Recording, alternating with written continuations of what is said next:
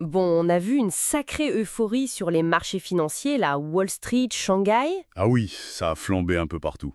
et tout ça à cause de l'annonce d'une trêve dans la guerre commerciale entre la Chine et les États-Unis. C'est ça, une pause de 90 jours avec une baisse assez nette des droits de douane. Oui, côté US de 45% à 30% et pour la Chine de 125% à 10%. C'est un gros changement. Un soulagement, c'est sûr. Mais bon, la question que tout le monde se pose et que notre source du jour, un extrait du dessous des cartes analyse, Si. c'est qui a cédé le plus de terrain. Qui a vraiment fait les concessions. Exactement. Et le document suggère que Pékin n'était pas vraiment dos au mur. Ils avaient des cartes en main. Justement, c'est ça qu'on va essayer de creuser aujourd'hui. On va regarder les arguments de cette source pour voir un peu quelle était la marge de manœuvre de la Chine, sa capacité à résister, quoi. Tout à fait. Alors, par quoi on commence? Les fameuses armes stratégiques de Pékin. Oui, la source insiste beaucoup là-dessus. D'abord, la dépendance américaine à certaines ressources chinoises. C'est assez clé. Hmm. On a eu cette découverte-là en janvier 2024, un énorme gisement de lithium au Sichuan. 1 million de tonnes. Ah oui, j'ai vu passer ça. Le lithium, c'est essentiel pour les batteries et les voitures électriques. Voilà. C'est fondamental pour toute la transition énergétique. Et puis au-delà de ça, faut pas oublier que la Chine est déjà le premier fournisseur mondial pour plein de métaux rares. Indispensable pour l'industrie high-tech, j'imagine. Absolument. Donc ce contrôle des ressources, c'est un levier économique? Évident. Et ça ne s'arrête pas aux matières premières brutes, si je comprends bien.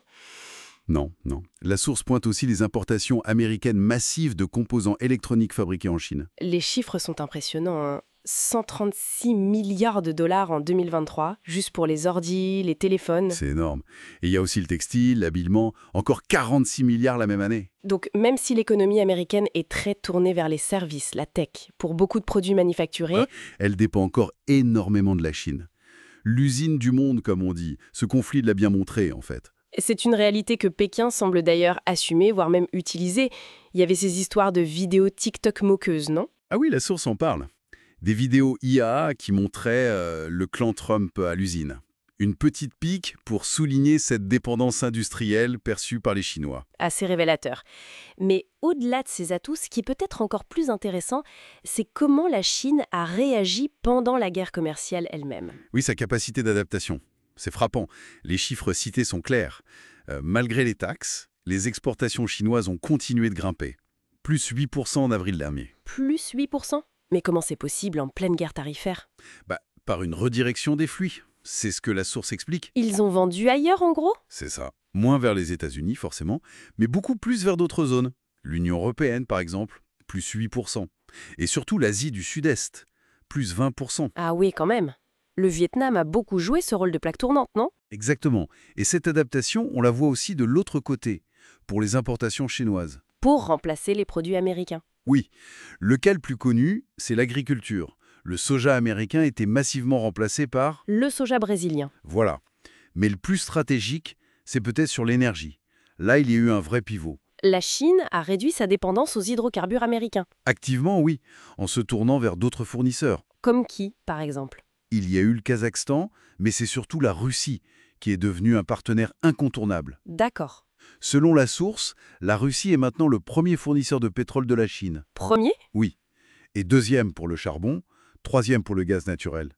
C'est une réorganisation très rapide et très profonde pour contrer le protectionnisme américain. C'est clair que ça montre une capacité d'adaptation assez forte. Tout à fait.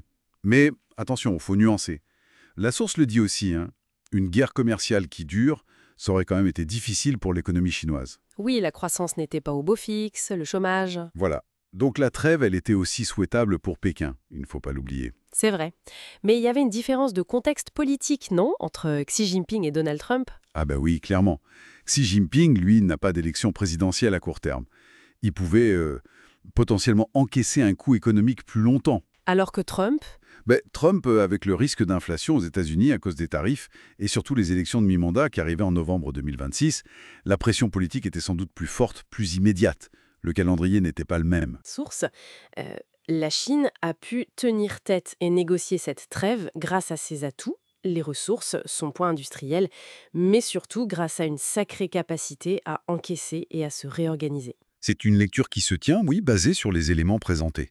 Ils ont redirigé leurs flux commerciaux, leurs approvisionnements énergétiques. Une adaptation assez impressionnante, hein? Effectivement.